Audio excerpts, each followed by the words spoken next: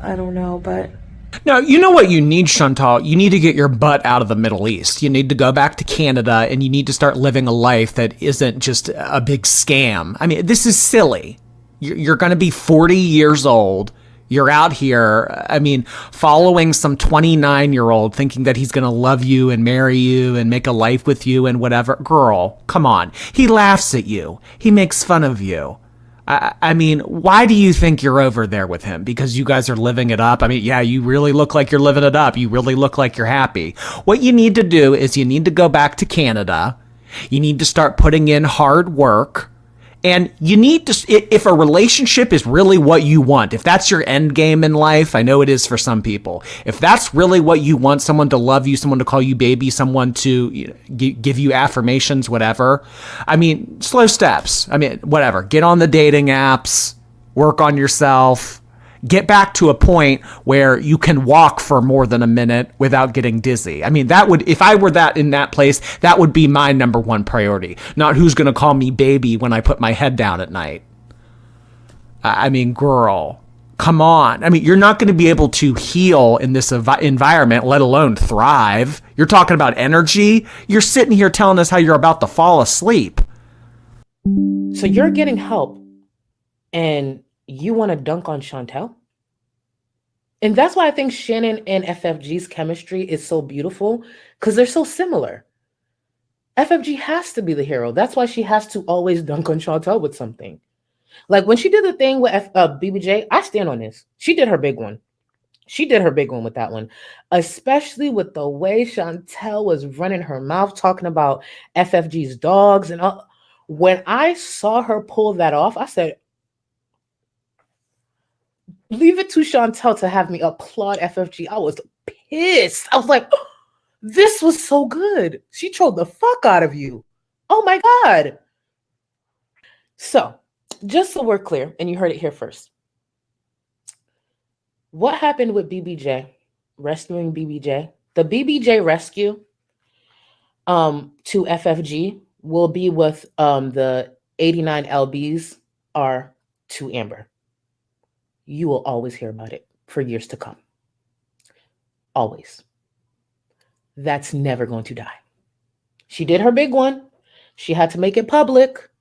And for those saying, oh, it's for the money, I think you guys forget, I've said this before, multiple things can be right at once. She did her big one and definitely helped BBJ, because at this point, I think almost anybody's better than Chantel. But yes, of course it was for the money. If it wasn't for the money, she wouldn't have made it public. Of course it was for the money. Are you kidding? The bitch held a whole, she shopped for BBJ's collar on stream. She shopped for a cat to get a Gucci collar for a cat. Of course it was for money.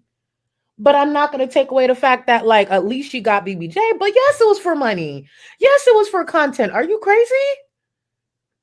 That is her 89 LBs, bitch. She is never letting that go. That will always be content in some way. Isms. So, French Fried Girls should be worried because Chantal was threatening to sue again. Shadowed that she might have returned to Canada to handle some other business, and she would handle that while she was there.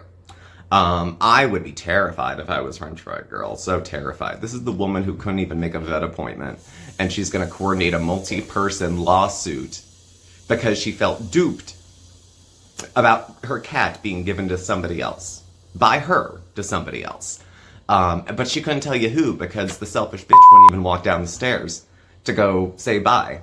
She handed it to Pete's. Again, many reasons we can't follow through with our commitments. So, and Chantal doesn't have much tolerance for distress or discomfort. If something isn't exactly the way she wants to eat it, she's not going to eat it. If it's not the right temperature, she's not going to eat it. So you would think someone as large as her would be much more picky. But, or would be much less picky. But actually, some of the more morbidly obese people I know are rather picky about their food. And, like other folks who deal with addiction, can get pretty nasty if they don't get what they want. How many people think that they've probably fought about food a couple times already? I'm sure he was fine with her coming over, but she farted out a bunch of promises initially that she was gonna, oh, I'm gonna go to the gym and lose weight, and it'll be great, and I'll be going to the beach, and we'll be travel beezing. If you're too fat for a plane, you gotta do something.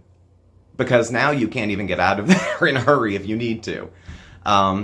There's no shame in buying two plane seats if you need them, but if you don't like that you need them or that you're cutting it close to needing them, whose job is it to change the shape of Chantal's body? Yours? Mine? A pill? Some Ozempic?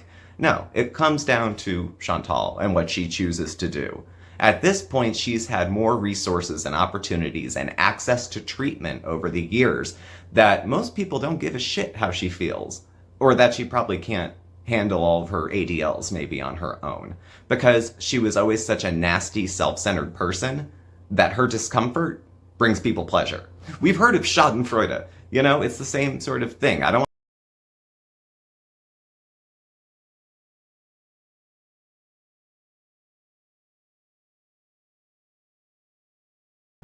So we saw some boats pass by while we were hanging out by the riverside and decided after we were done hanging out by the river to see if we could find a dock and take a boat ride ourselves.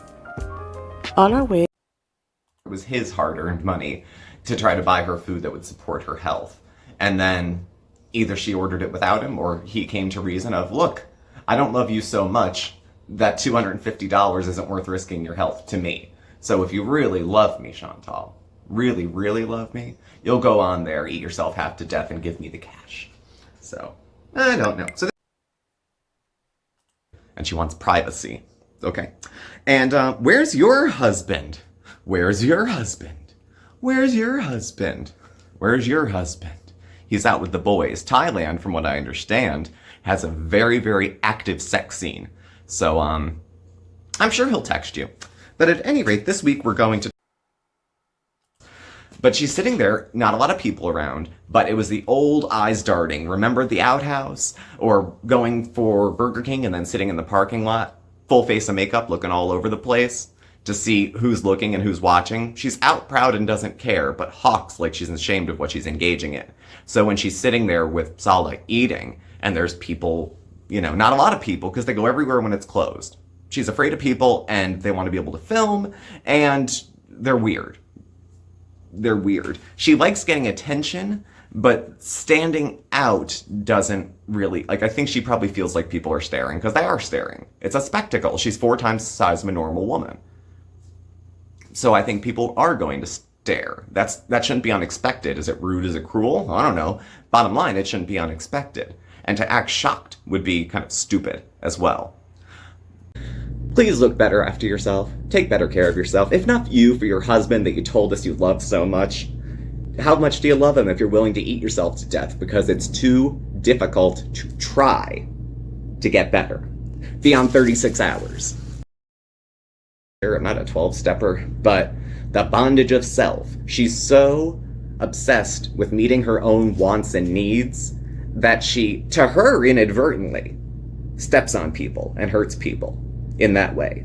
There's another side of Chantal that is a complete sociopath and pretty much doesn't care about feelings, doesn't know how to act. That's why we had the wedding cake and candles and she erupted like she was going to shit her pants, because she doesn't know what happiness feels like, so she doesn't demonstrate what it looks like. She doesn't know love. She doesn't know any of those feelings. And so with all this spinning in her head, her marriage on the line, her citizenship being up, she goes on a diet. One, I'm pretty, okay? That has a lot, and I don't mean that to be conceited. I'm being very matter of fact. Being pretty gets you a lot of privilege.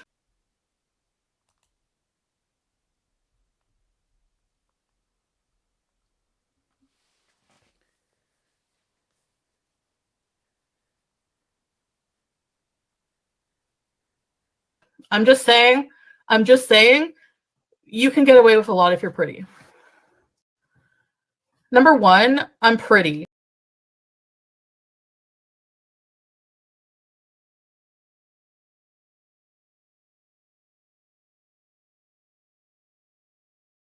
Is because I've been watching this amazing trailer, okay, written by Sam H. Freeman and Nung Chung Ping, and they've done a British short film. They did it in 2021, and it was called Femme. So it became a success, and they decided to invest more money and more time into making a longer version of this film called Femme. Now, the original version was 2021.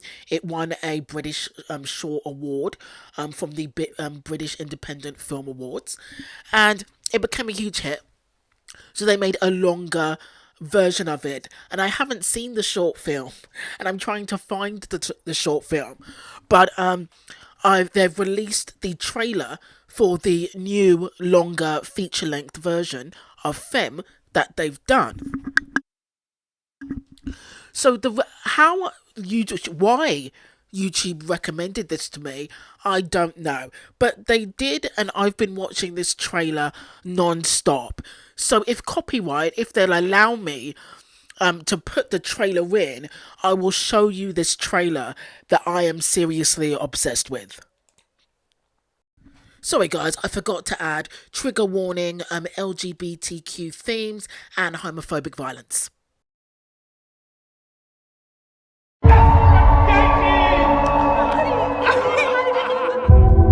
Bitches are big man, these high heels. Well, you can turn around if you're a fucking man. You're letting them win. How you want to deal with that?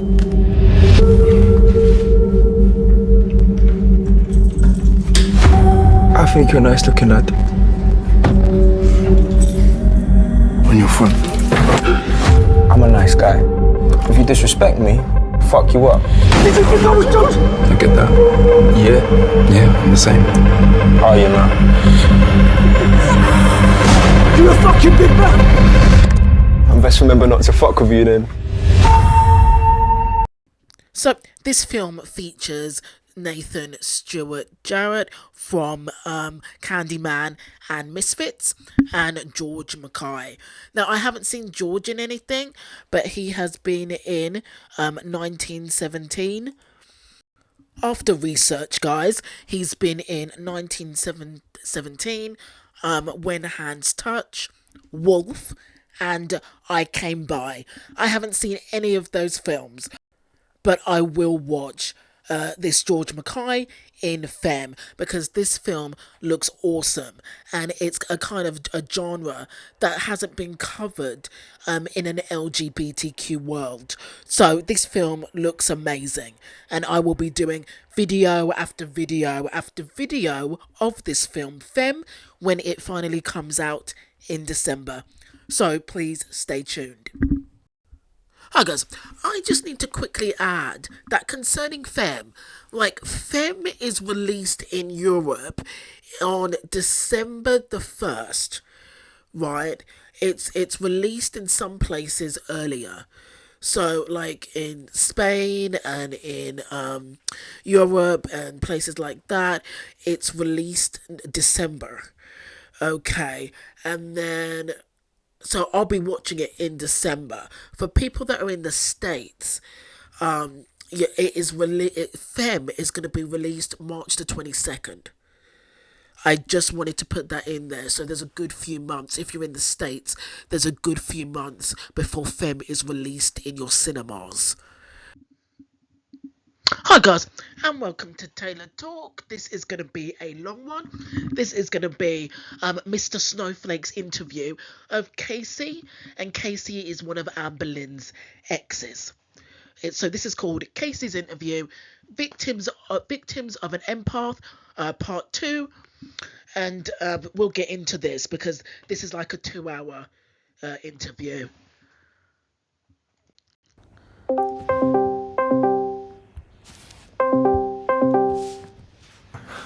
Sorry, I'm terrible with a computer, sorry. No, you're fine. I'm not.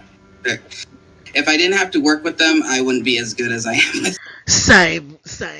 If I wasn't in if I didn't have to operate a computer, I would be terrible. So, same, Casey. What do you do? I don't know what you do. I work in the financial department for Verizon. That sounds like a very grown-up job. It is. But it's good. It's good. I've worked very hard to get to here because in 2021 I graduated from college, and that was a surprise. Why was it a surprise? I never thought I would get that far. Why not? At all. Oh. out of everything. I never thought I would, but That's sad. Why not? I graduated and I got my associate's degree for business school. Good for you. So, Well done. business management. Well, that's ruined one of my questions later. What are you proud of? What are you proud of in life? I think is that the main one? Well, I mean, there's a lot of stuff I'm proud of. I'm trying to look in the camera, and I like have two cameras here. I'm trying to look at it, so it's like I'm looking at you.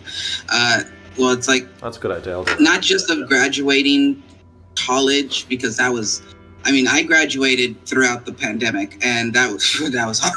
That must have been hard.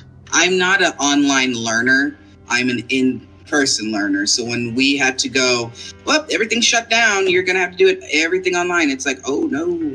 Oh, you just, okay. So it was, that was like a little bit of a process because I was delayed in graduating due to the fact that I was struggling with some math classes and some business courses, the business math and the business law, because I didn't have anyone in front of me to go, hey, okay, let me, I'll come help you, I'll come here. It was just very much like this as a teacher, wait for them to get back, but I can't really point out exactly what it was. But I still ended up graduating, thank God. Good for you, Casey. And like after I got my GED, because I never graduated high school, I didn't get to, but I got my GED. Was Amber part of the reason that he didn't graduate, I wonder? And I was super proud of that because I never thought I would even make it that point. And then when I got my college degree, I was like, oh my God, I just did something I never in a million years believed I could do, and I did it. Well done. Did you celebrate? I did. I went to Red Lobster. We don't have that here, but it always sounds nice. It is. It's really good. I liked it. It's weird. It's weird to talk to you because I've just been watching you on my screen when I've been like making the video. So it's strange to go for. But it's actually nice to see Casey in person, and nice to see that Casey's doing okay. I'm just watching you. You're a character on the screen, and now you're there. Yeah, when I was watching your video, I was like, oh my God, I'm so young. I look so different. And when I was showing my friend that, she's like, oh, I feel so bad for you. And the whole time as I'm looking at like close-ups of me, I'm like, my hair, my hair is gone. Well, like I definitely do not have a lot of my luscious hair I used to. It still looks good though. How old were you in those videos? I was 23 with that video. I was 23 and now I'm 31. So that was a while ago. 23, 30. And that was before I started testosterone. And after it just like, it's... Okay guys, so I'm going to quickly go into this. Casey is a trans man. So a trans man is a female, okay, that transitions into a man. So I don't know if Casey's going to go into this, but Casey, when you transition, trans men usually go on testosterone. Then they usually decide whether to go and have surgery. So I don't know, obviously, if Casey's had surgery, but he's definitely been on testosterone. And it looks like he's been on testosterone is male hormones. And it looks like he's been on testosterone for quite a while. He looks way more masculine than he used to. Snapped. It just took away a lot of my hair. And I'm just like, my luscious locks. But it was so weird just to see me like that, because I don't see the changes. I will be honest. I don't see the whole change in me. I just see me every day. So it's like I've gotten used to like, okay, yeah, I don't think I look different. But seeing it and hearing my voice, I was like, oh, who is that? It's not me. That's not my voice anymore. Was it? And his voice has gone lower as well. Was it weird seeing your younger self? Did you? It is. What did you feel sorry for your younger self, or what were you thinking? When I seen my younger self in the video, because I don't go back and watch that video, I was very adamant of I released these 3, and then that was it. Yeah. And I didn't want to go back to it, didn't want to touch on it, because our relationship was very Toxic. turmoil. It was very traumatic, and it was a lot of turmoil in it. So I was like, okay, I did this. That's it. And rewatching it, I was like, there is so much pain in my eyes and so much hurt. And the reason why there was, and I never said this either in the video, the reason why there was so much hurt is because she released that, I don't know if it was in May or like within the summer she released it. I just know it was sent to my then fiance. We're no longer together. My then fiance, and while she was at work, Wow, it was sent to his fiance. Actually, and she messaged me and said, "Don't open your Facebook.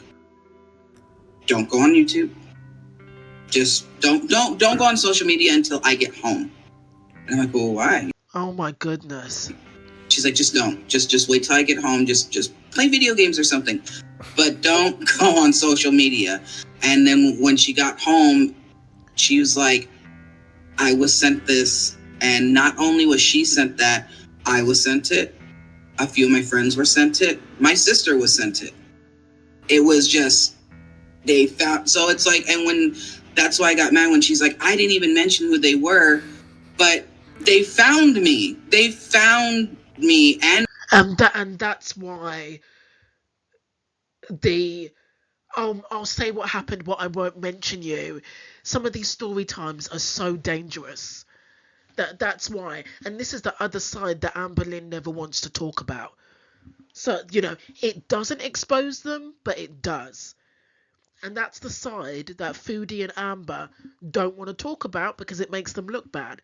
And my family and my fiance and friends, they were just like, oh, like just distributing it. And I got mad because back when you seen those messages when she was asking me those questions, that was like in the beginning of that year. And I like when someone said, would you ever... Was it the questions of like if she smelled or not? I don't know. Forgive her. I tried to.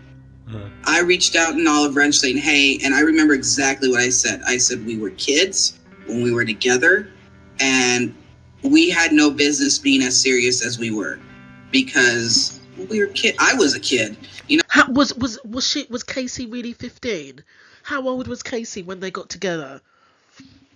Yes, she was older than me, but she was still, 18, 19, 20. Yeah, but she's old enough to know better. And she's old enough to have treated you and your mother better, though. We were young. We were young and dumb, and we thought we knew the world, and we didn't. And I hope she's living a good life. That's literally what I said. Like, we were young, bury the hatchet. Well, I hope you're doing well. She told me about her YouTube, how she had 600 subscribers at the time. I was like, cool, you're doing good. I'm glad you're doing well. And then all those other messages came up. And then later on that year, she makes that video. And I'm like, why? I wasn't even like, and we weren't even talking back and forth every day. It was just like, she asked a question. I'm like, okay. Or I would just like, I would see that she messaged like, oh, well, I have things to do. Cause at that time I was with my then fiance. She had a son. I was taking care of him. I was sick and I wasn't working at the time because I had a stroke. So I was like, there's a lot of things. Oh my God. How old was he when he had a stroke? Jesus. Going on in my life at that time, and then we moved from Alabama back to Arizona, so it was like there was a lot of stuff going on. And then to learn that she did that video after I didn't even like, it was like, hey, I was saying hope you're having a good life, we were young, bury the hatchet. Obviously she buried the hatchet in my back, so well, you're nicer than I am. I wouldn't have been so forgiving, so you're nicer than I am. I don't try to carry a lot of anger towards people. A lot of people wronged me, but it's a waste of energy to keep that, like, just to hold on to it. Like, I've had a lot of people do, things that Amber has done to me. I've been, not to go into a lot of details, I've been cheated on in many relationships, even after her. One person asked if I'm, what was it? That if Amber affected my relationships. And I would say not just her, I was scared of being treated like she treated me, but the cycle kind of continued for a while because, again, I was still very young when we even broke up. Like, she was the only serious relationship. I was from 15 to 18. Wow. So she did date someone that was underage.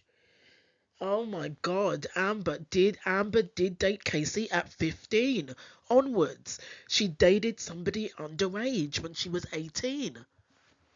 Wow.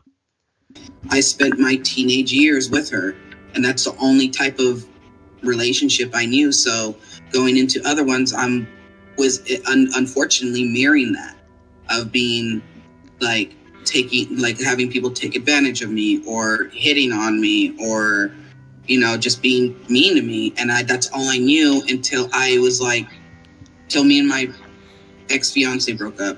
And after that I was like, no more of this, no more of that. And I started to stand my ground. That is crazy. And not a lot of people like that. When the pushover suddenly gets a spine and they're like, no more. So now I'm single because I just don't feel like I can trust anybody. I don't trust that someone can actually love me for me. This is sad as hell. This is we're in the first 11 minutes, and this is sadder than I ever thought it would be. But it's not that I'm sad being single. I'm happy. I'm happier than I've been in a long time. I think I really just needed to be by myself. How long have you been single? It's a shame that Foodie and Amber can't say that they're happy just being single. For? About going on 3 years. The last person I dated, that was kind of the straw that broke the camel's back. I'm not going to name names, but we were very serious, and I came to find out she had a whole ass fiance on the side. So, and she knew about the Amber thing, of course. Everybody does. From that point on of the video knew who I dated, and she knew about it, and I was upfront with her, like I'm upfront with everyone I dated. If you don't want to be with me, if you feel like the urge to cheat, break up with me. It will hurt me less than knowing that you're cheating on me or you've left me because I don't know, but just don't cheat on me. That's all I want. Just don't cheat on me. Be honest and be like, hey, it's not working out. Okay, not working out. I'm not gonna get on my knees and beg and plead and cry. It's like, okay, I'm too old for that. It's like, okay, go on, live your life then. And so after my recent ex, I'm just like, I can't. Like that broke me so hard because I was very much in love with her. I really thought she was the one out of everyone I dated. I really thought she was the one, and unfortunately she wasn't. And she took advantage of me. And I was like, okay, well, it's over. And, I don't care how much you say you love me or whatnot of your relationship. You actively chose to seek me out, to be with me while you were engaged. But some people are like that, though. They, get off on cheating. I've been through a lot of scenarios like this, so that's why I'm kind of like, I'm just single.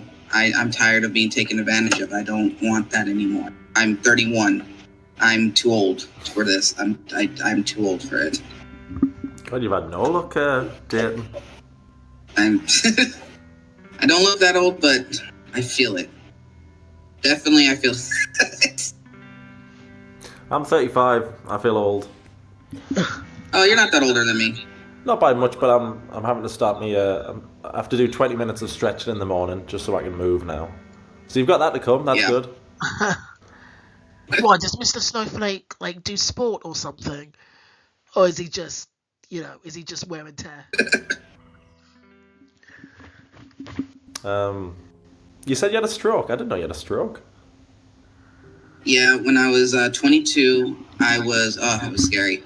I was in Alabama, and I was on the phone with my mom, and I just started feeling really head was getting fuzzy, and I was just like not able to catch my breath. And I'm like, oh, maybe this is an anxiety attack.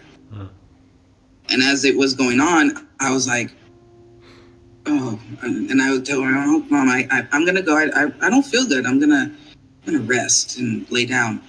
And it was like with our bed at the time, it was literally like the desk, and then right next to the desk was the foot of the bed. So it was like literally just up and turn and go to the bed. And I remember standing up, turning to go to the bed. I took a few steps, and my fiance at the time was like, grabbed me. She's like, "You okay?" And I was like, I can't breathe. And she was just like, okay, look at me. And I was like trying to look at her, and she said that this side of my face was falling. And I was like, oh no. And so I had to go to the hospital.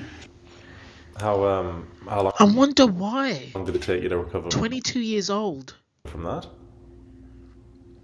It took me about almost a year.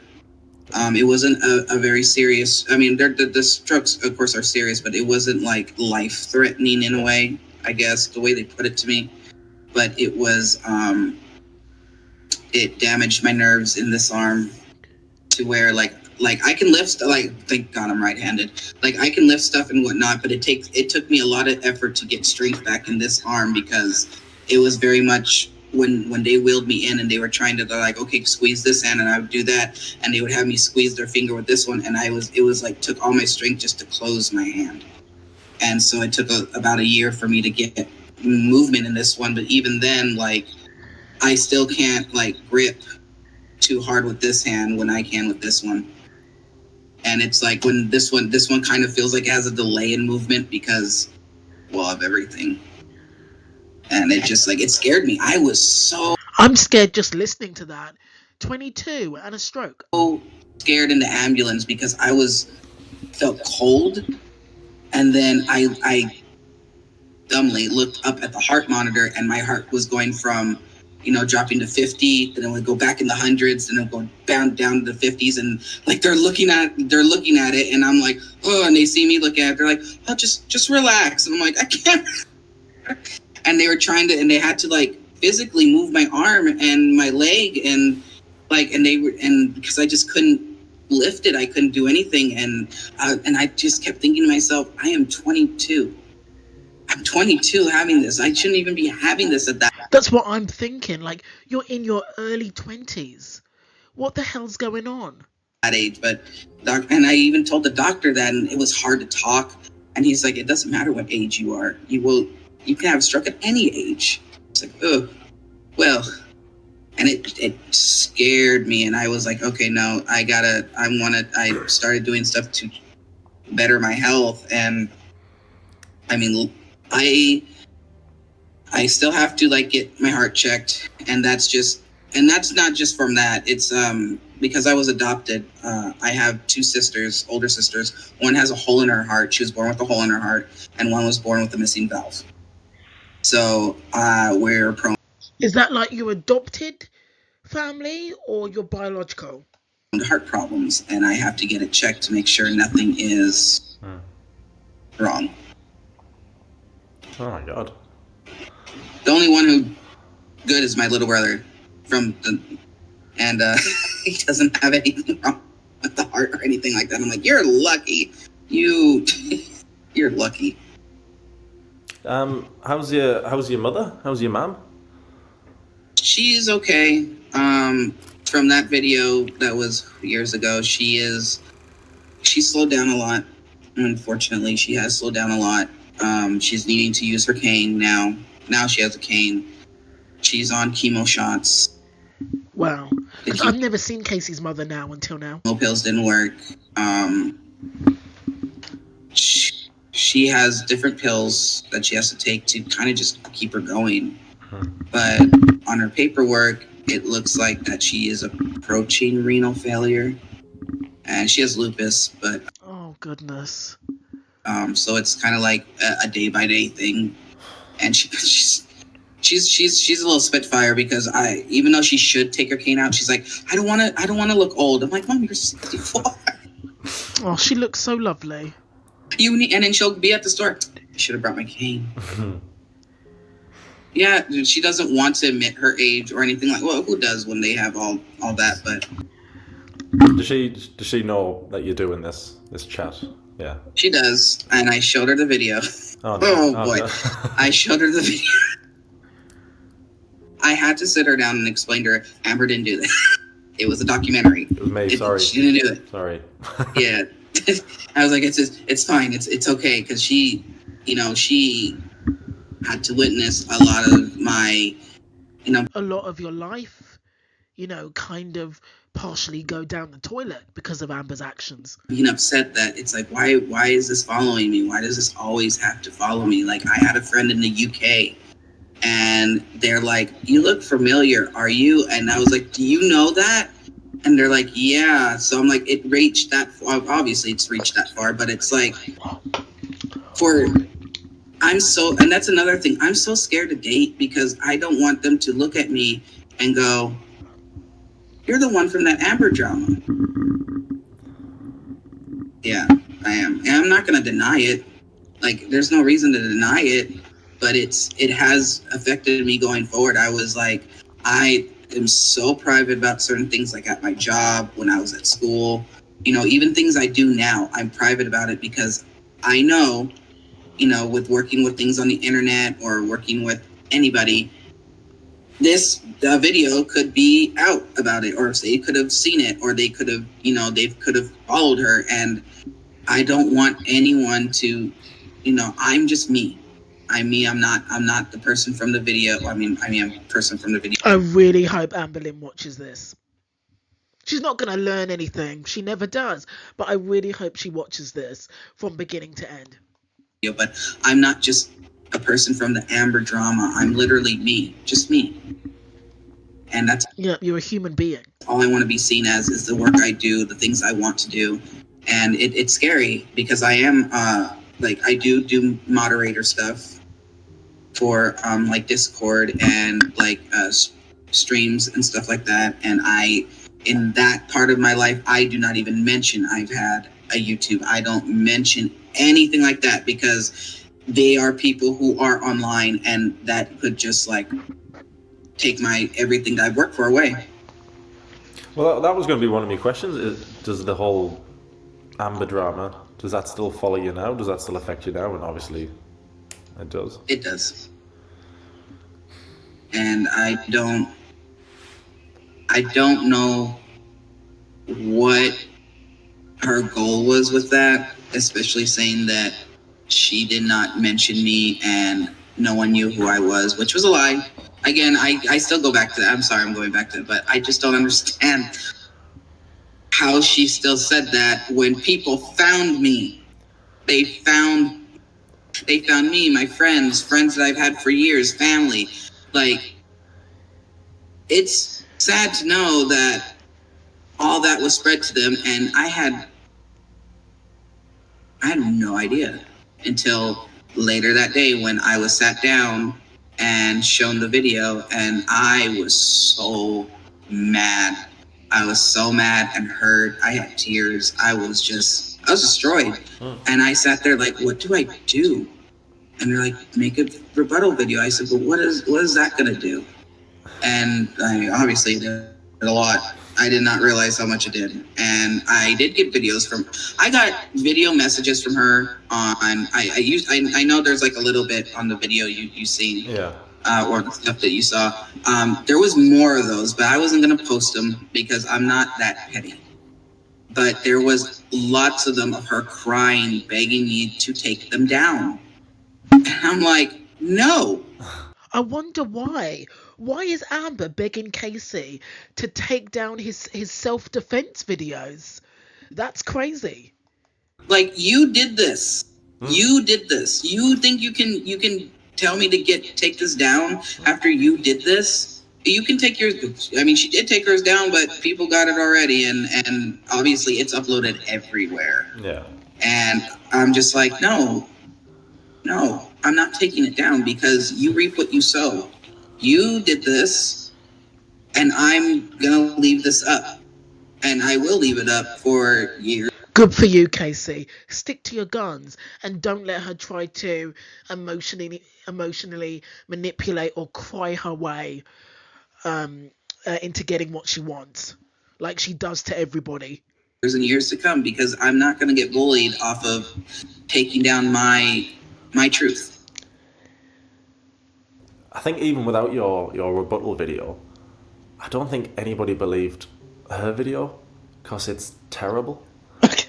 It's awful. I've not seen anybody who watches that video and thinks, oh yeah, I believe it, because it's just ridiculous. So thankfully, almost everybody doesn't believe it, even without seeing your video, or even without seeing that video I made the other night.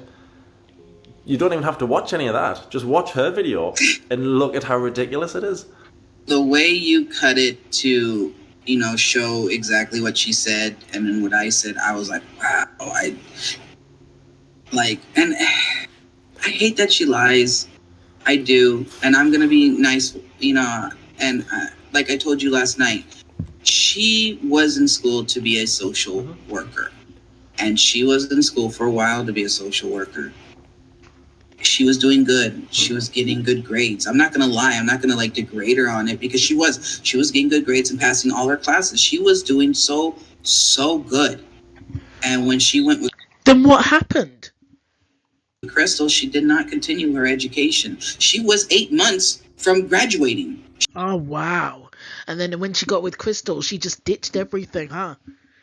She would have had her social worker degree. She would have, even if she decided to still continue YouTube, she would have had something to fall back on, a degree, she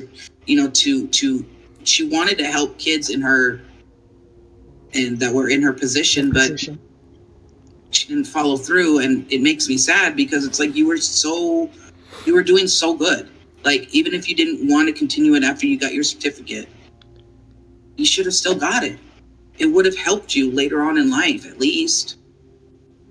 And I feel bad. He's got a good head on his shoulders, this Casey. I feel bad that she didn't continue her education, because she was doing so well with it. What made you comment on the video? Because I was falling asleep last night. The video went up. It's getting a good reaction. I was like, oh, good, job done. And then just as I was going to sleep, somebody messaged me saying, Casey's commented on the video. Casey's commented on the... So I woke up. Oh my God, he has. And then I started turning on Instagram. I've had no sleep. I had about 3 hours sleep because I was just...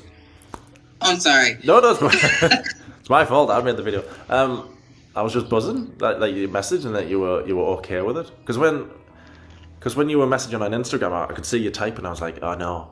Oh, what if he says something horrible? What if he hates it? Oh no. But thankfully you're okay with it. I was sent that link while I was at work, actually. It's always sorry. I was like, I just got off of lunch. And I was like, and then I just see a message, and I'm like, who's requesting to message me? Is this someone from my old high school or something? Because I have after all that incident and stuff like that, I have Amber's, I have her blocked everywhere. Well, one, and then I have a lot of security on my stuff, so that way there's no snooping or anything like that. And they said, hey, someone made a video about you. His name's Mr. Snowflake. Here's the link. And I was like, what? No. And I got scared. For one, at first I got scared, because I'm like, of course, because you know that it's gonna be about the Amberverse. oh no, if it's this big to get people to go, hey, here's link. I'm like, oh, it's starting again. Yeah. This is something I'm terrified of. I do not want this to start up again. And I sat there and I was like, okay, you know what? I'm going to watch the video. And I sat there, I watched 15 minutes, and then I called my friend. I was like, you need to watch this with me. I can't watch it alone, because I was just I was shaking. And when I first saw your opening, I was like, oh no, he's an Amber supporter. I am going to get roasted like no other. And then the video continued. I was like, oh, he hits it. Okay. It's fine. Phew. And I was like, okay. And all right, and I sat there and I watched the whole thing. I was gonna comment throughout the video, but I was like, and then I stopped. I was like, you know what? Let me watch it to completion. Then I will make my decision whether I comment or not. And as the video kept going on, and I was hearing Amber say a lot of things, and they got my blood boiling. I was like, okay, yeah, I know that story. I know that one too. I know that one. I know that's a lie. And then when she got to the point of me making fun of me for having tape and everything it just... I had an ex-girlfriend named Cassidy. She did not look like a girl. Right, I know that one too. I know that one. I know that's a lie. And then when she got to the point of me making fun of me for having tape and everything it just... I had an ex-girlfriend named Cassidy. She did not look like a girl. She taped on her boobs on purpose. So they'd always think that was a boy. So it was just really weird because I'm not into that. They'd have to be like, I don't like him like that. It broke my heart. So to elaborate, Casey is a trans man, right? So he was biologically born a woman, so obviously he has breasts. So what trans men will do is they will wear like a compression shirt or tape down their chest or wear a binder so that their chest is like invisible, so that you cannot, so that you can tape down your chest or put bandages and tape over your chest so it will flatten your chest so you look like you basically have a male chest, so you cannot see the breasts. That's what Amber is talking about. So when they mean tape, it's just like to strap down your breasts so that you have a male appearance, so that Casey could walk around and people would not, see that he has breasts. Okay? Because she never said anything to my face when we were together. But to make fun of me behind my back and everything like that, it's like, okay, well, that's fine. That I know how you really think. But... And then a lot of stuff about the I know I can't say this on YouTube when it comes up. I guess you might bleep it, the pet stuff. Yeah. That really,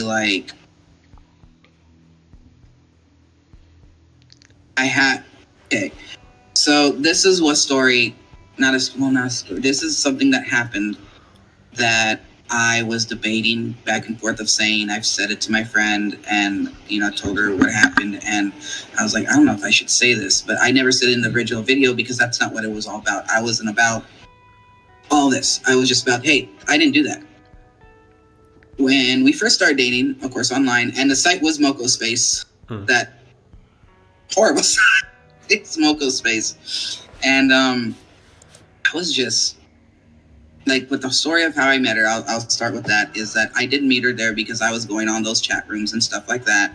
And I was 15. I just literally came out. I did not, and in being 15, you see all your friends, that you're close with, if they're in relationships or not, you're like... Casey was literally a baby when they got together. Amber, you should be ashamed. I want that. But in the early 2000s, that was very hard to do with someone who is gay, straight, bi, trans, whatnot have you. That was very hard and very not really accepting that much back then. Yeah. And so I went on Moco Space and I was like, okay, as a 15-year-old, I had no business being on there. Now that I'm older, I'm like, how did I not die? How did I not... Oh, God, Casey. But Casey, you're so right. Or God. And I used a fake name, the name that she said. And at the time I put Amara because that was the name that he gave me for him. I used that fake name because I couldn't trust anyone online. And I was like, I'm not, I was at least at 15 years old, smart enough to go, I'm going to use a fake name. And the name I chose, if anyone's curious about why it's that name, it is the English name to Sailor Uranus because I love Sailor Moon. Sailor Uranus, I idolized as a kid, and her English name is Amara, with her Japanese name being Haruka. So I used Amara because Sailor Moon. And that's where that came from. And that's what I used because I couldn't trust anyone online. You don't know who they are. You know, it was the early 2000s. YouTube, fool. But eventually, Casey, you can't trust anybody now, and we're soon to be in 2024. Never mind 20 years ago. I did tell her. She was upset. Here are the facts. You lied about your name right off the bat, but still called me insane. But it was just really for my protection. But when it was still long distance, even to this day, I am not very fond of spicy pictures being sent. I'll put it that way. I'm not very fond of it. I don't like doing that. I'm not. Well, when I was at my Nina's house, of course, like, especially with him being trans as well, then yeah, you're gonna feel super uncomfortable. You know, maybe with spicy pictures. So I get that. And I was texting her, whatnot. She wanted a spicy picture. She was asking me about this for a couple weeks. From a 15-year-old. From a 15-year-old, Amber? You wanted spicy pictures? That's against the law. Oh my god, did Amber know they were 15? That's against the law, getting spicy pictures from underage kids. This is insane. And I was like, I'm not comfortable. I'm not comfortable. And I was 15. Again, I was 15. Underage. 17. And I just kept telling her, I'm not comfortable with that. I'm not comfortable with that. You know, why do you want this? Like, I'm not comfortable. And she didn't want, like, front. She wanted, and, like, that's what she wanted. She wanted the below the belt. And of a 15-year-old. I was like, oh, well, no, I'm not comfortable. And I just kept saying, I'm not comfortable with it. But then she said, and I wish I had my old phone, which was a little tiny, like, sliver Motorola. But, she said, if you don't do that, I'm going to be mad. I'm going to break up with you. Okay. And at 15... And at being 15 and being a child, Amber. Hearing that from someone who you're dating, you're just like, oh no, I don't want to lose the only person who's actually attracted to me. Yeah. And I did it. Yeah. And Even now, Casey looks so ashamed. And he's the victim. And he looks so ashamed that he sent that picture. Amber Lynn, you should be I'm disgusted. oh no. This was a baby. He was a kid. Amber. I don't want to lose the only person who's actually attracted to me. Yeah. And I did it. Yeah. Look at the shame on his face. Amber?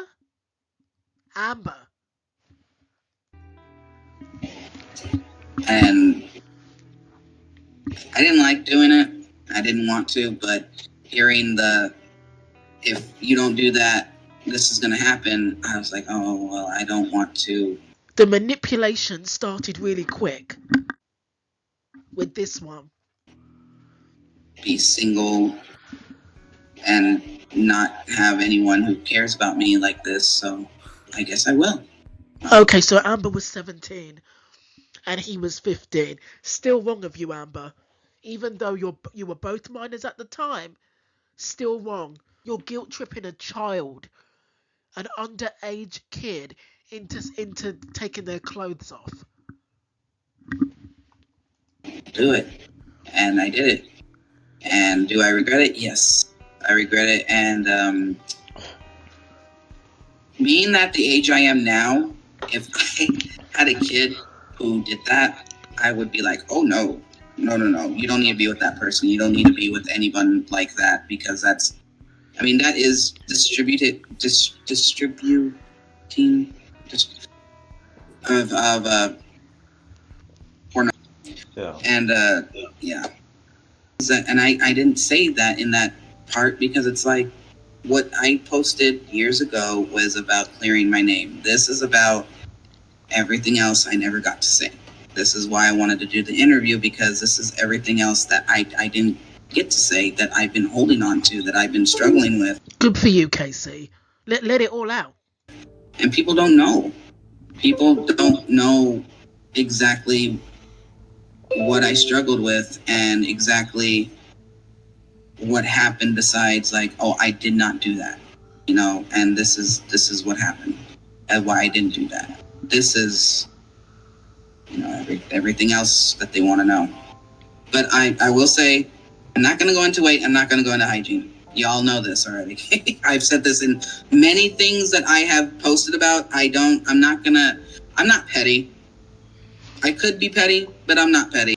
I wish you were petty, but I respect you for not being petty. Because I would be so petty, but I respect you for taking the high road. And I'm not going to degrade her in hygiene or weight-wise, because we've seen her videos. You've seen my receipts.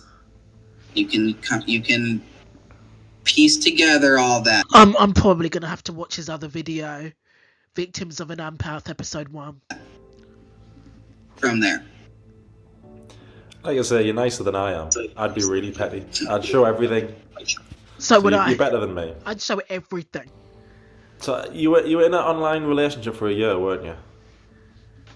Yeah, a year. It was from July to July, and then we went to go see my nana in California, in Stockton. And she's like, okay, well, we'll meet, because she lived in California too. I cannot remember the city. California's so big, I cannot remember the city. All I know is it was about, I think, an hour or two away from Stockton. And so that's when we met. And that was the first time I lost my virginity. There you go. That's a thing. I could say that's the first time. And first meeting, she seemed like she was legitimately who she said she was online. And then, you know, when she had to leave, and, you know, I was sad, of course. You know, at that time I was 16. You know, of course I was sad and stuff like that. We still texted and everything like that. And she was going to come back down for my birthday in an anime convention. And, you know, she did that. She came down. That was in November. You know, she came down in November because, the last week of October, because the convention was Sabaton and it was on Halloween. So we did that. I paid for everything going up there. You know, I even got us a ride with my friend. And we stayed there all 3 days, came back, and she was going to stay till my birthday and then go back home. And that's in that month we discovered she's not going back home because they don't want her back. Oh, right, her grandmother kicked her out. So is that true? Because a lot of people think she made it up, that she was kicked out by the grandmother so she could stay with you, but that's true. So, yeah, that is true. Yeah. She was kicked out. To the extent I don't know, but I do know they were having problems getting along, even before she came.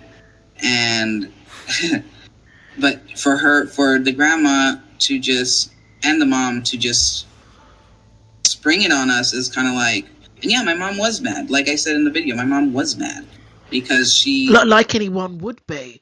Because imagine somebody's set to go home and suddenly this guest actually becomes a roommate and we're like, how did we get here? We were, and then in that house, it was like, I can draw you it actually. So our studio, it was literally just like, not even studio. So you would like come in from right here, and then so when you would come in from right there, this would be like the living room area, then you would have the kitchen, and then there was a wall that had like a little dip like that that separated the bedroom back here and then the bathroom back here from the living room and the kitchen. So it was really not a one bedroom. Oh, I'm sorry, I'm not. I was ready for you to show me. Like this was like you would enter from here. Yeah. This would be the living room, the kitchen, Yeah. And then this wall separated the bedroom, but you had this little dip in the wall right here.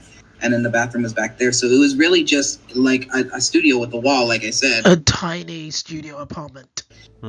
It wasn't really a one bedroom per se, and it was small. It was really small. We had to move there because we were beforehand, before when I did meet Amber, me and my mom were in a 2-bedroom apartment, but they raised the rent, and she was single mom. And she's like, we can't afford this 2-bedroom, so we had to move there because it was cheaper and she could afford it. And we were on food stamps. You know, she was getting child support for my dad. And, you know, she couldn't afford another person. She could not do it. She could not afford it. And yeah, I did fight for her to stay because, one, I was a teenager, you know, it would be cool to have my girlfriend stay. And then 2, because I felt bad. I did not want her to get kicked out. She had nowhere to go. So she says she had nowhere to go. So she says. I don't even think her foster family would have allowed her back. I wonder why not. So she was going to be homeless? She was going to be homeless, and so she stayed. But even though she stayed, it was okay at first. It was fine at first. And then it spiraled into not fine at all. It got I wonder why. really bad. It got really bad within the How many weeks? year. I will say within the year it got really bad. And because she was 18, you know, my mom's like she said, a job or going to school. And it was a fight for either one. It was a big fight because I was going to school and she was home. Amber's just lazy as fuck. It's been proven time and time and time again. Home all day, and she wasn't cleaning or anything like that, like very rarely. And my mom was at work all day. My mom worked at the hospital as the janitor. And so she was gone, like, at that time, because she just started that job from another one, she was working 3rd shift. So and 3rd shift, or she would have to like go overtime and come in either at 1st shift or 2nd shift. Like she was on all 3 shifts because she was like, they were trying to see if they're going to hire her. She was in her probation period. So she was taking 3rd shifts, 2nd shift. All the shifts that she could. You know, 1st shift. And sometimes she would, you know, get off work, come home, go to sleep, and have to go for the 2nd shift and then come back home. Like she was all over the place until she finally got a schedule. And it was like, it was eating at my mom. And then, you know, her boyfriend, you know, was there, and you know, he was working for a little bit at the time. Then he got Social Security. He didn't move in with us till summer 2010, and it was and she was fighting it. She was fighting it. Like it has to be either or. It has to be either or. Either go to school or work, because something has to give. Well, she went to school, you know, and which I wish she continued her education. She did get food stamps after a while. She did get food stamps.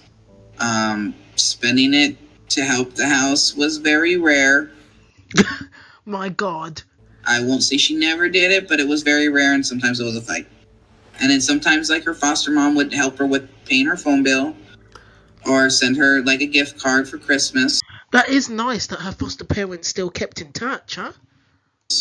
To Torrid. What, she was wearing Torrid at that point, at 18? Jesus. I mean, she wasn't, what she says when she said she had nothing, she didn't have nothing. She had people who were trying to help her.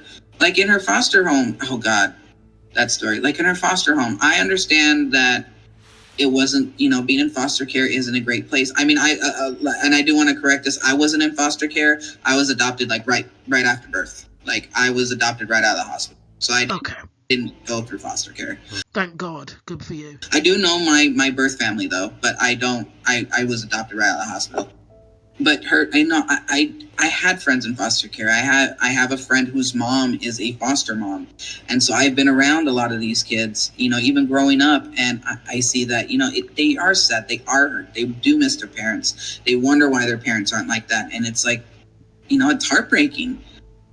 But her foster parents they were pretty, you know, good as they were to her.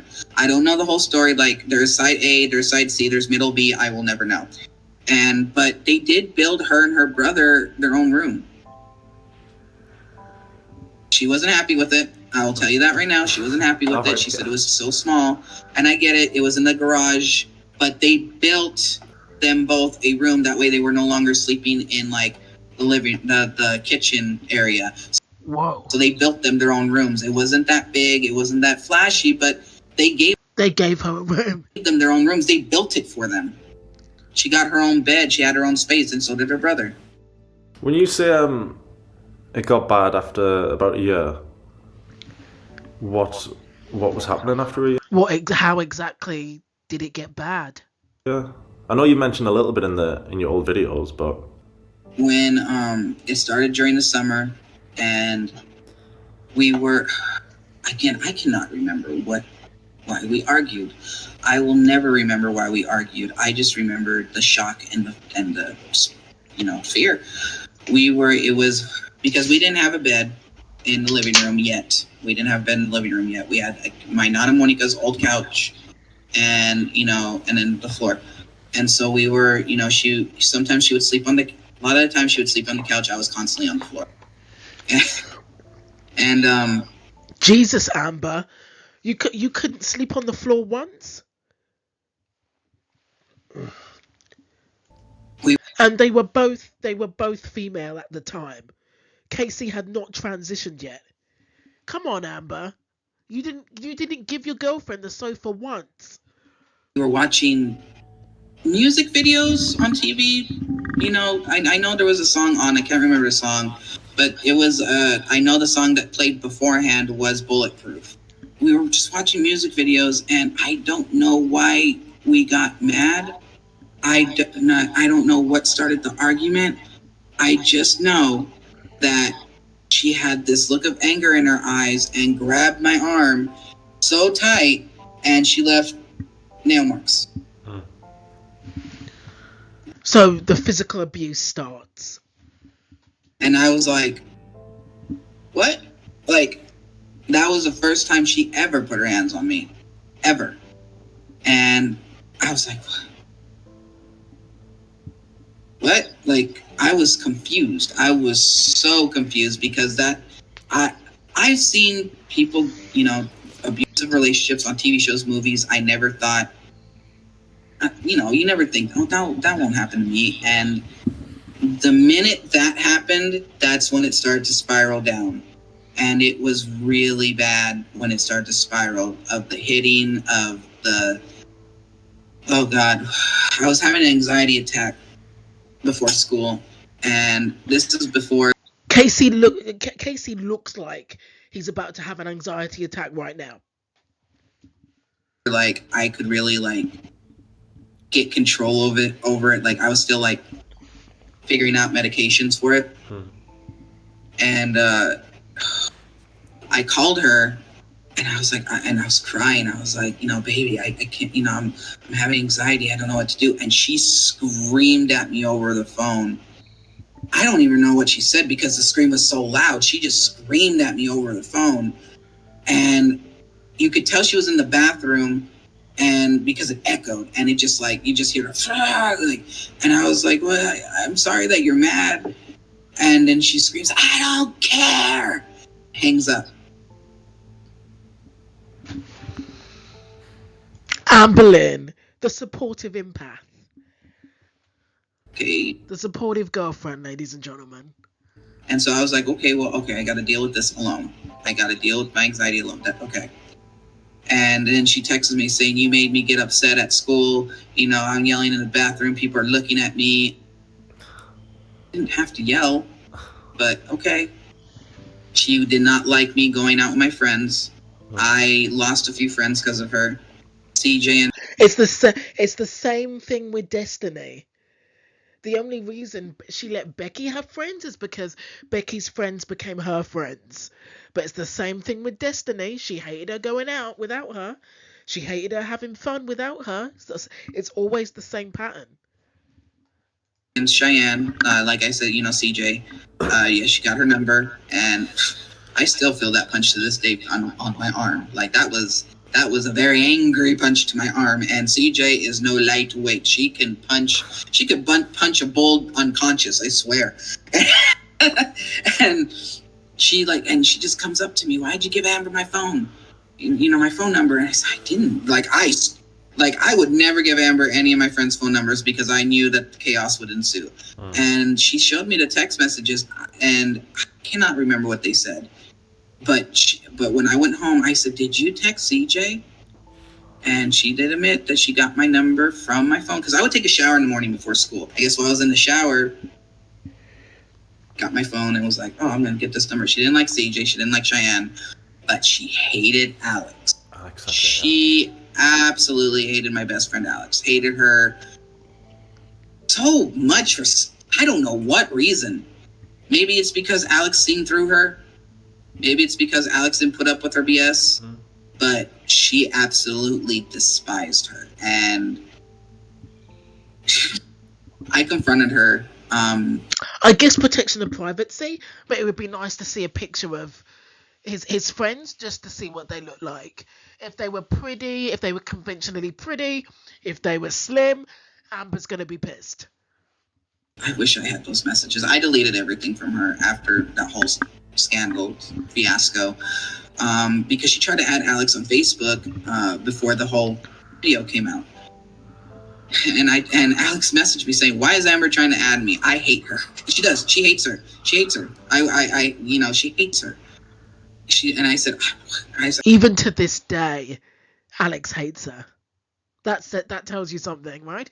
I don't even know, because yes, she does hate you. And that story is, every time I hung out with Alex, I would tell her, I want to hang out with Alex. Alex is my best friend ever. We're as close as cousins. She's still to this day, my friend and, my best friend. And when it came to hanging out with Alex, I'd be like, I want to hang out with Alex. Please don't cause a scene. Nothing. I'm just going to get lunch. I'm just going to do this. I'm just going to do that. I was still a teenager. I wanted to hang out with my friends, but it felt like I was in a very... It feels like he's talking about his mother. Like, I want to go out with my friends. I want to do this. I want to have fun. Why are you stopping me? It sounds like he's talking about a parent instead of a girlfriend. A marriage, marriage that I couldn't do anything. And she would tell me this all the time. Yeah, you can go hang out with her. Yeah, you can go hang out with her. Yeah, you can. Okay, you're going to be good with it this time, right? Yeah, of course I will. Are you sure? Because last time, no, I won't do that. I promise. Broke promise every single time. Every time she would get mad at me, tell me I have to come home, or I'm going to break up with you, or I'm going to leave. I'm going to get on the bus right now. You won't see me again.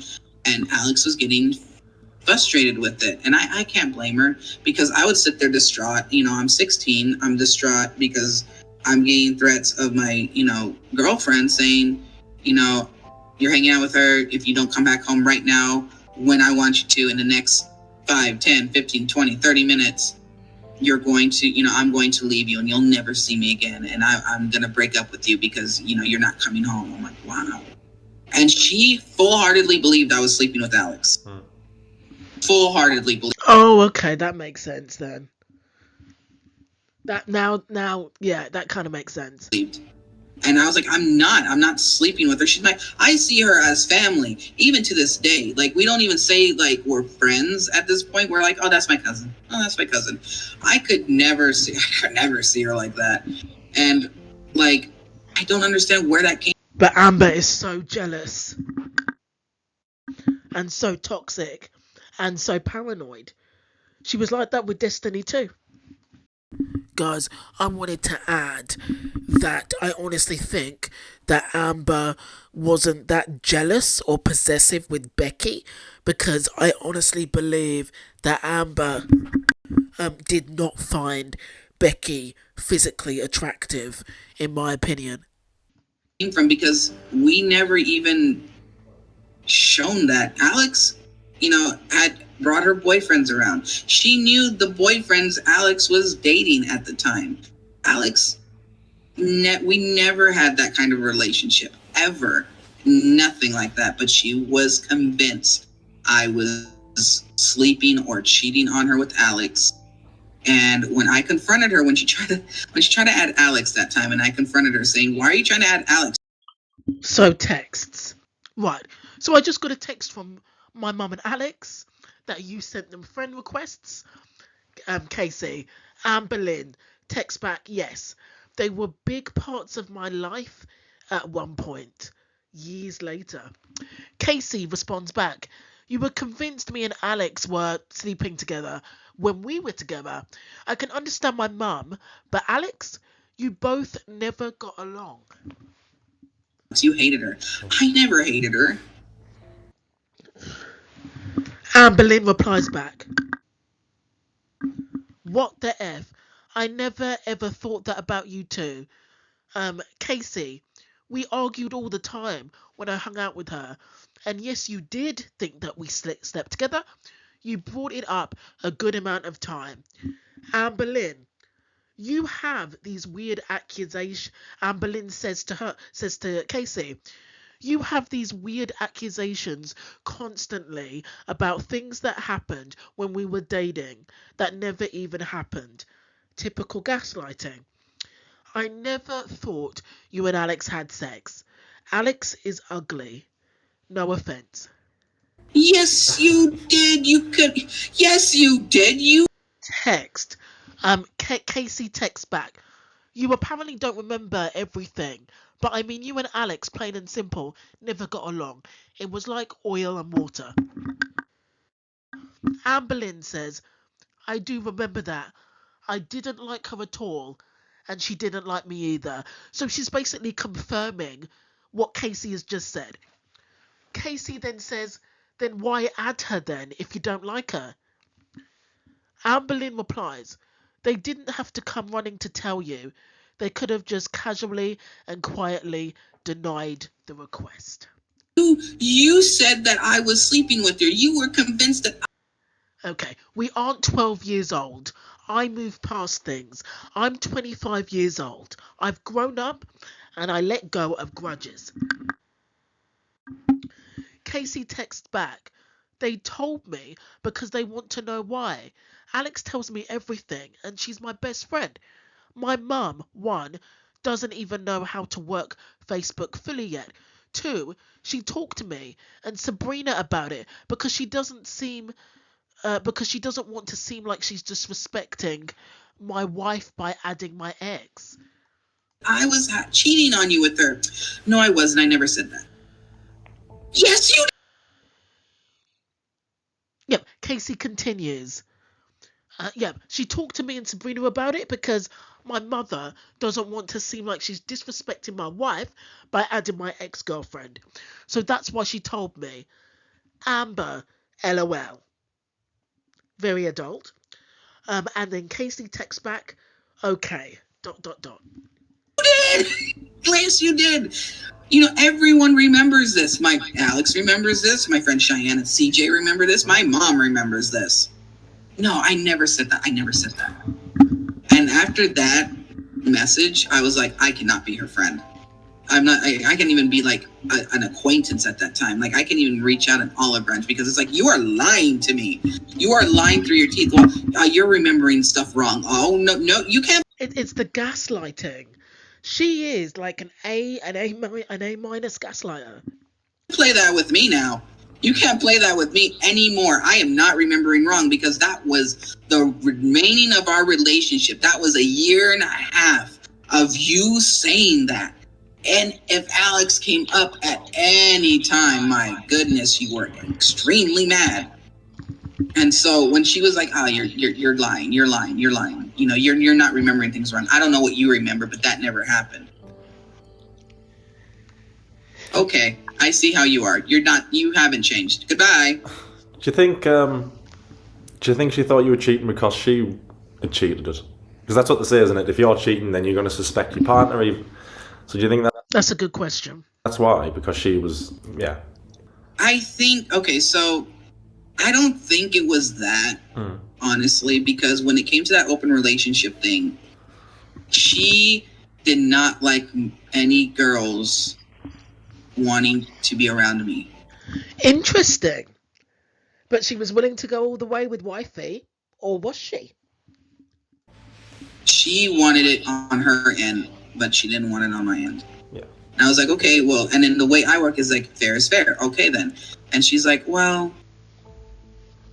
why? Why you know, why you want to hang out with her? Why, you know, why? I'm like, well, you're doing this with Crystal. Well, Crystal's not here. That doesn't make a difference at all. Well, Crystal's not here. Well, you know, I'll be upset. I'll do this. I'll do that. And it's like, oh my God. So she wanted it to be, she could do whatever she wants, but the person. It's just very funny that she suspected Casey of cheating with Alex, and now she's friends with Crystal, who's her soon-to-be new girlfriend. Isn't that fun? Isn't that funny? And she's what cannot. Yeah. You said last night when we were talking, you didn't know she was intimate with Crystal that time? Yeah, I did not know. She told me she was not. That they just cuddled and slept together, like slept next to each other together. And I was like, here's the thing about that too. That I don't even think Crystal knows. The night she was intimate with Crystal, hours before she was intimate with me. Oh my God. Did she was this after she'd left Casey for Crystal? Oh God. Amber, you are vile, girl. And I'm just like, how can you be intimate with me and then go and then be intimate with... Okay. Because she's a slut, that's why. Any negative feelings towards Crystal? No. Honestly, I will say this. I have no negative feelings to any of her exes. To anyone she's dated.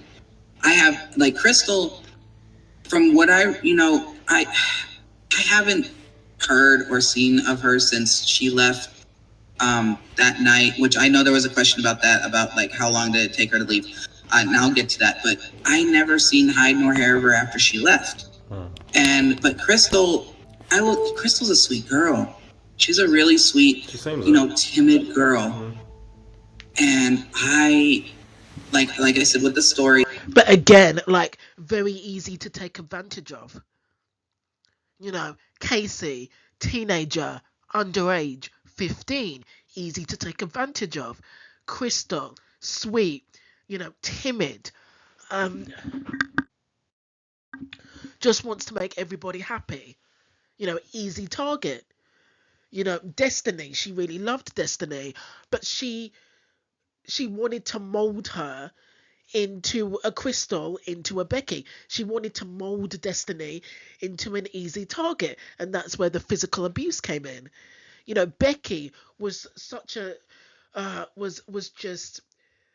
had been like downtrodden by the past, and so spellbound by Amber's looks that it was easy for Amber Lynn to kind of just treat her like shit and make her, and she was an easy target.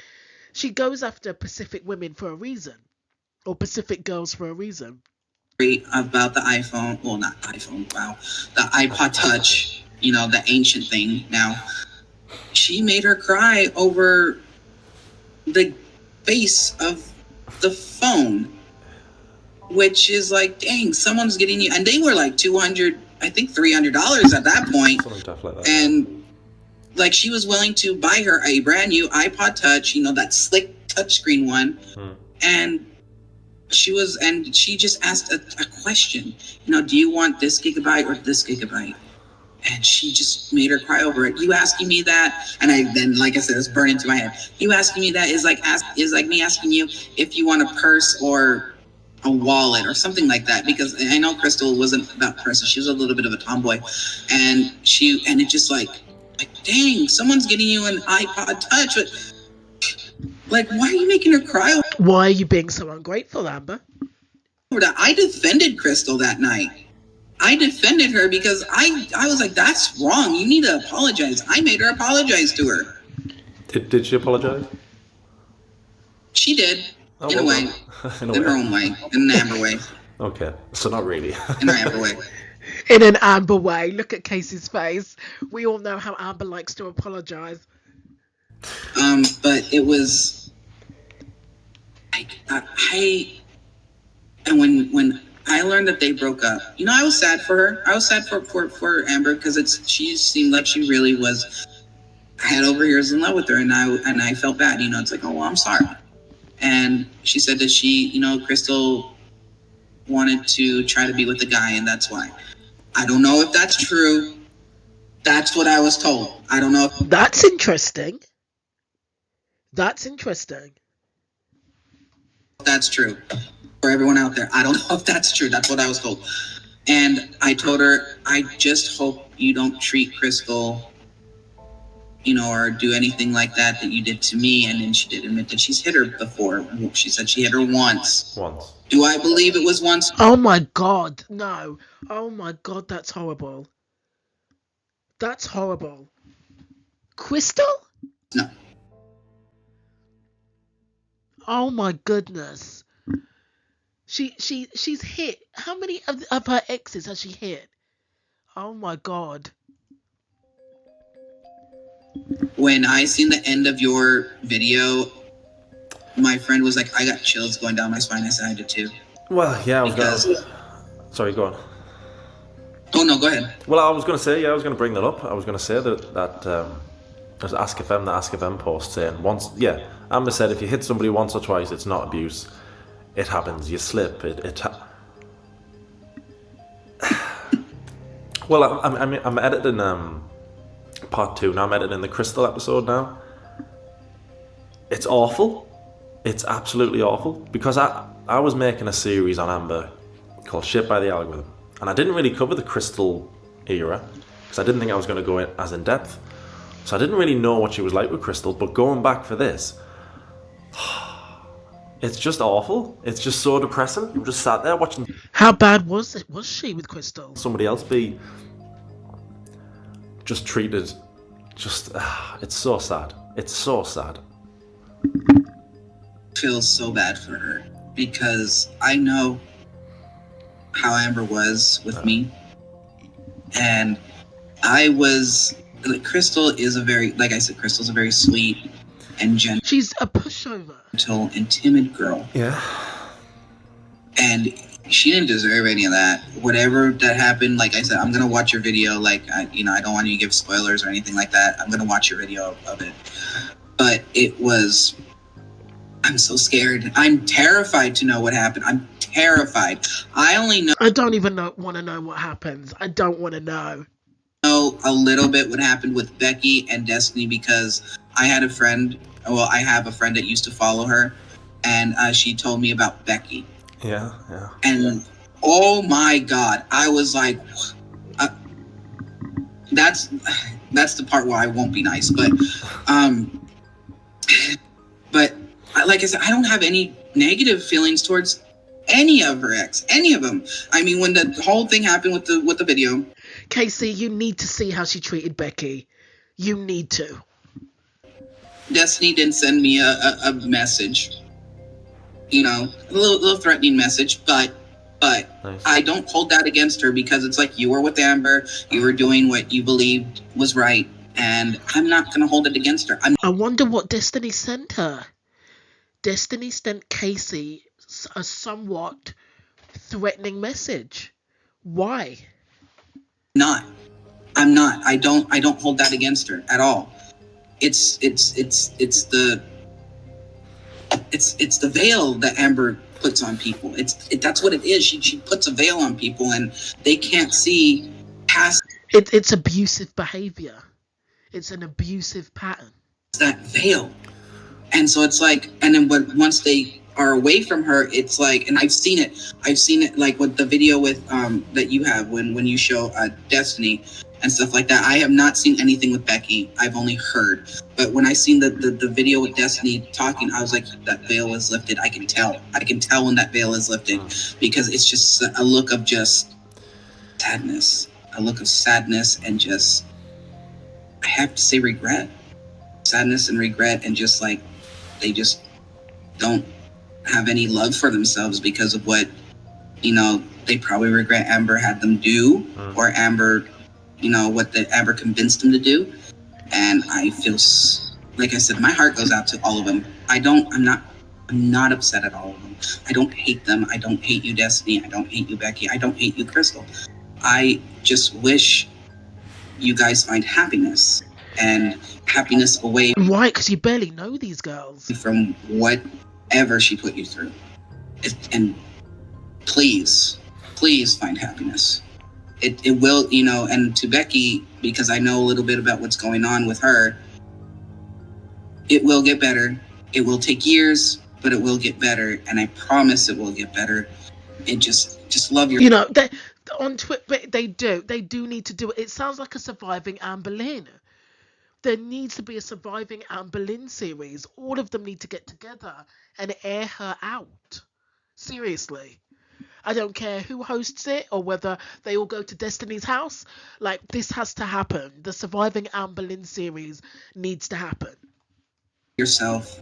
You'll when you're ready to find someone else, or when someone comes around and you feel like you're ready to be with them or try again, you'll know in your heart, and you'll know in your gut, but Becky, I'm so sorry. Destiny's already moved on, love. She's already engaged to a girl called Lexus. She put you through all that, especially with your mom. I'm so sorry. Oh, so Becky, I'm nowhere near the Becky episode, but I've watched everything on that, and yeah, Becky is just it's hard. It's like Crystal, it's like yours. It's just I just sit there all day making these videos, and it's just so depressing. Becky gets it bad. Yeah. I can't imagine someone with a heart and a soul keeping someone from seeing their mother who's passing on. No one with a heart and a soul would do that to someone. And then to sit in it, like I said, this is what I've been told from a friend who's seen the videos with Becky. To sit in the car and do stuff on their phone while your partner is having to pick out a headstone for their deceased mother that you wouldn't let them see is disgusting. So Becky and her sisters are across the street. Wow, so the Snowflake's put this clip in. Oh my god. Looking at headstones, and I'm just feeling sort of emotional. And I just want to be there for her. And out of respect, I did. While in the car. And obviously go over there. So tell me, how come the guys who are against gay marriage are the guys who watch lesbian porn and get turned on by it? My mother-in-law essentially is like she's not trying here so hard to these fake tears. Oh my god, she's trying so hard to cry. And at that point, when I heard that happened, I can never forgive Amber for anything. Not even for my stuff, for anything she's done to people. There is no forgiveness. There is just, how can you be this person? Like, how can you think that's okay? To keep her from her dying mother, to not support her while she's picking out a headstone because this is the only thing she can do for her mother because you wouldn't let her see her. If that was my mom and someone's like, you can't go see her because she's dying, I'd be like, well, then we're done. And I would to the hospital. Like, there is no one on earth that can keep me from seeing any family member, any friend that is passing away in a hospital. I feel so bad for her. Like, my heart broke for her. And even now, like, I just get this knot in my stomach that's just like, that's evil. That's not... Because that's so wrong. And I don't know, has Casey even heard the voice notes that Anne Boleyn left for Norma? Has he heard that? He needs to hear those too. That's not just abuse. That's not just a horrible person. That is evil. That is evil. Well, that's a word I've been using recently, is evil. Because I think a lot of people don't really know what she's like. They've come to this section of YouTube late in the last few years, and they see her being silly and failing at weight loss, and she's a bit of a train wreck. I don't think a lot of people know exactly how evil she is. She has definitely honed her skills over the years. Yeah. Awful. And that's one way to put it. Sorry, go on. No, go ahead. No, go on, you first. Oh, I was just saying that when she was with me, she was very outwardly mean. Yeah. She didn't hide it. She didn't try to mask it. But hearing a lot of stuff now, I'm just... She's outwardly mean now. She hasn't changed, Casey. It's like she has had time to hone her skills, and it is not like... It's scary. It's terrifying. Mm-hmm. It is terrifying. What did you think about Amber copying your coming out story?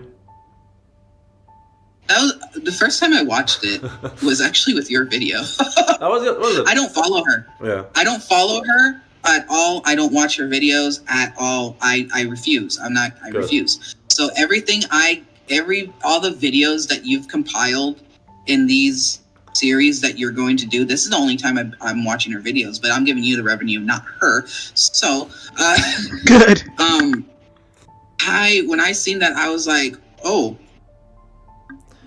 okay, that's fine, I guess.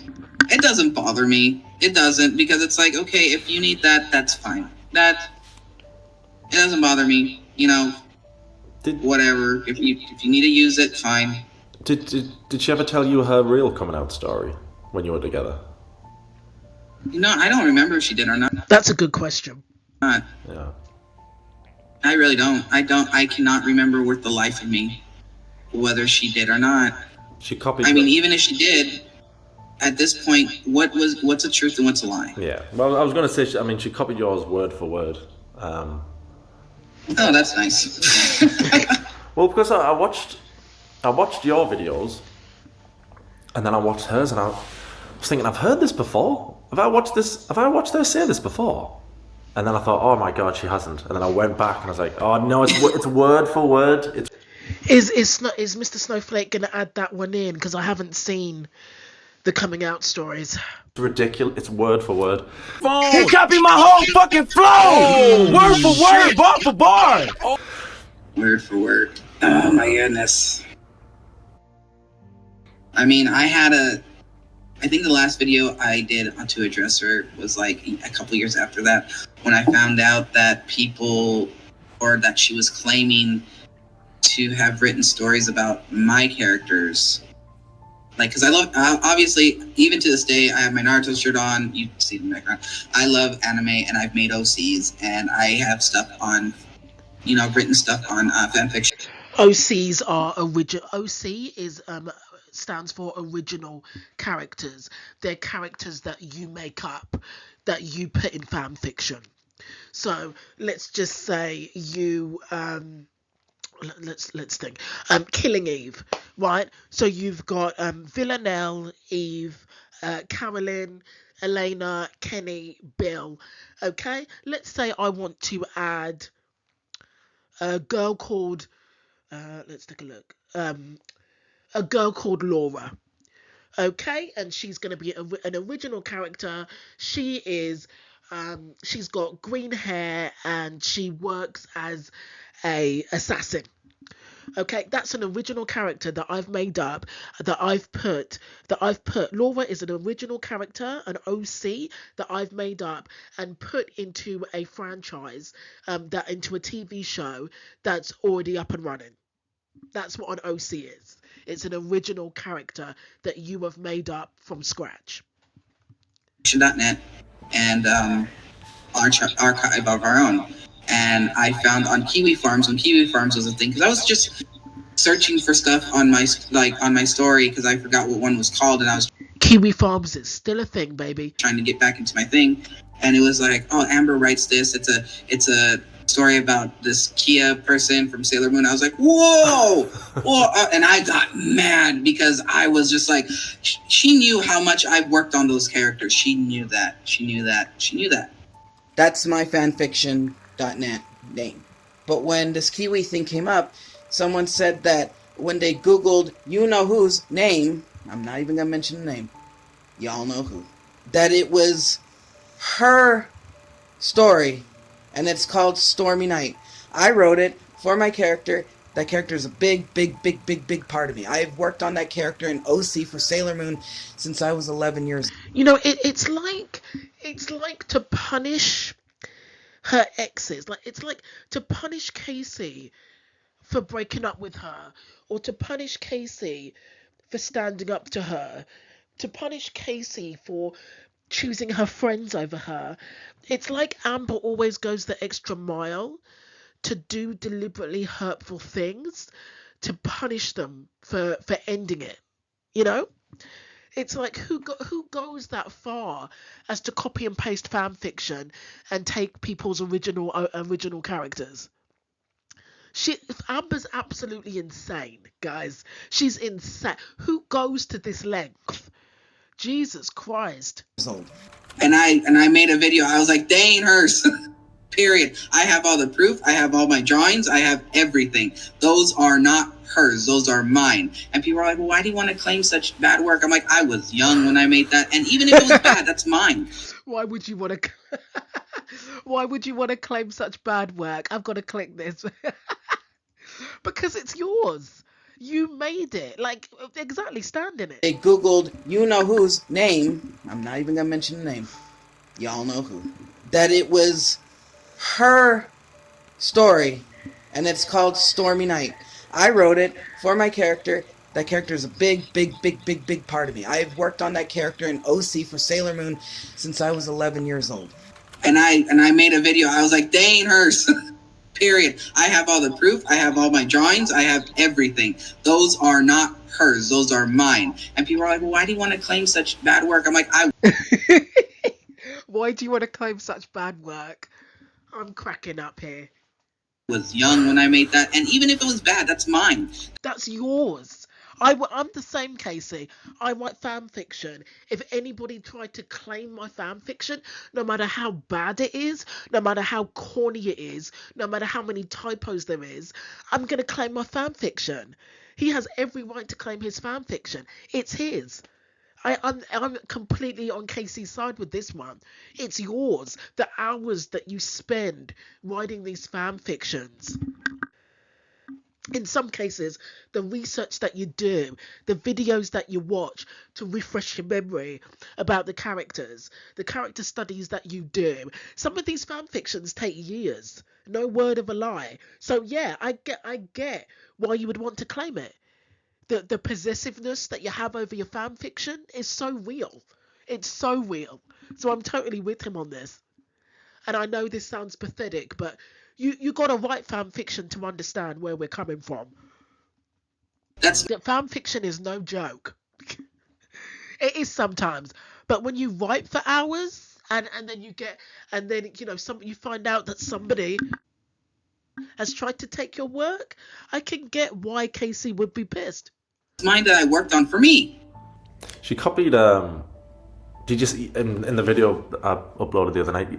You said she copied your anxiety diagnosis. Was it anxiety or panic disorder? Yeah, I was diagnosed with anxiety and depression. Well, severe anxiety and depression. And she started to have that after me. But I actually, at this point, I'm going to say this. I did not know I had depression when I was younger. They diagnosed me as schizoaffective disorder. And this is the first time I'm actually saying this out loud because I've told people this before and they're like, oh, you're dangerous. I'm not dangerous. It's just, look it up. It's not dangerous. I'm not like out there. But I was diagnosed with schizoaffective disorder and wrongly. And now it's changed to, depression, anxiety, severe depression and anxiety. And I was on medication after medication. Oh my God. I hated having to tweak my medication because someone made me feel like a zombie. Someone make me not be able to sleep. Doesn't that remind you of Becky when I think she was misdiagnosed and put on the wrong meds, and how she was at the party and at celebrations, and she would just be zoned out. Some would just make me just like so lethargic. And it was like, and she's seen the medication I was on, but then suddenly she was also having anxiety and stuff like that. And I don't know when she officially got diagnosed, but it wasn't with me. When she was with you, did she have any other disorders? Because in the Crystal episode, I don't know how many. I must have 100 examples of her saying, I was diagnosed with this when I was 13. I was diagnosed with this when I was 9. Did she have anything when she was with you? Cellulitis. Yeah? But that's funny. That's cellulitis it. and cellulitis and something else that's very personal that I don't want to say because it's very personal and it goes into the hygiene. It's probably something to do with her private parts. That's why you can tell by the look on his face. It's down below.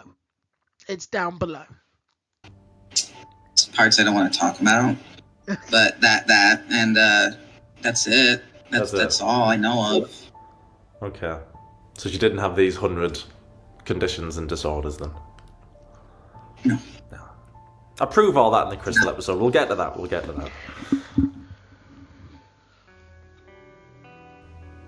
I obviously have missed a lot out of the years I've been MIA with everything. Yeah, well, these 4 episodes, you, Crystal, Destiny, and Becky, and Wifey as well, the other one. It'll go. Yeah. Well, oh wow, he doesn't know about Wifey. Ooh, you need to look her up. Okay. It'll go into everything. So as much as I can find, it'll go into everything. But Crystal 1 is very depressing. So there's a spoiler. It's gonna be awful. Don't watch it. It's awful. I mean, I want to know what happened because it's like I don't want to. I watch it. Watch all of them, Casey. If it's too traumatic, don't watch it. But if you can get through it, you need to see what all of these girls went through. I do want to know what happened, and like I said, my heart goes out to her. I'm so sorry. I mean, I know it's not my fault, but I'm so sorry. Casey, you're not the one that has to apologize. You're not responsible for any of this. Sorry. Like, I hope people in the future will see these videos and go, oh, like, maybe we shouldn't date her. Or maybe she should get help. She needs help. She needs a lot of help. She's been needed help. She needs help. She's needed help for years, but refused to get real help, I think. With whatever's going on, she needs help, or just not to date anyone because, this girl is dangerous. Amber Lynn Reed is a dangerous woman. Is just not who she says she is on the camera. No, I mean, she's not who she says she is on the camera, though it slips through, and I've seen that it does slip through. She's just... I wish she would have lived a better life than this. I had hope that she would live a better life after everything she went through in her past. I would hope she did, but obviously it was not in the cards, I guess. Do you still hope she turns it around and she becomes a better version of herself? I hope she can find a way to, but the hope is a sliver. That's fair. I mean, the hope is always going to be there because Casey does seem like a positive dude. You know what I mean? He sounds like an optimist. My uncle told me the worst thing you could do is give up on someone, but like I said, I have a sliver of hope, but that sliver can either be extinguished if I hear anything else of her repeating actions from the now 5 of us, I should say, the now 5 of us. Yeah. Or after the Crystal video, I don't know, maybe I'll change my opinion on that, and I'm so scared about that one. I'm so scared. It's awful. I've seen bits. I still haven't even finished it. I think after the Crystal one... Mr Snowflake, you're supposed to be selling this. This is your channel. You're supposed to be pimping this out. I'm just saying, it's so good. Everybody, come along and watch the Crystal one that's coming on in 4 days or whatever. Yeah, your little sliver of hope will be gone. Oh no. And then we got a Destiny's. Becky's is gonna ruin all your hope, definitely. Wow.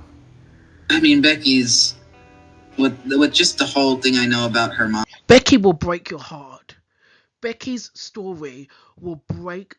Sorry, Becky's story will break his heart into two. Honest to God. And the gravestone, and that maybe I don't have any hope left. I can't lie. Well, one of the big things with the Becky, when she was going out with Becky, is she would be really mean to Becky when Becky wouldn't drive her for food, when she was wanting to binge, when she was wanting to eat. Was she ever like that with you or your mum? That if she doesn't get her own way, she turns into yeah. Mean, yeah. I'm shocked. I'm absolutely stunned that Amber turns into the binge monster when she doesn't get to go out or doesn't get her, her chauffeur to drive her to get food. Okay, guys, that's the end of part 1. I will be putting up part 2 shortly. If you're still here, this was a long one. Thank you for watching. Thanks for listening.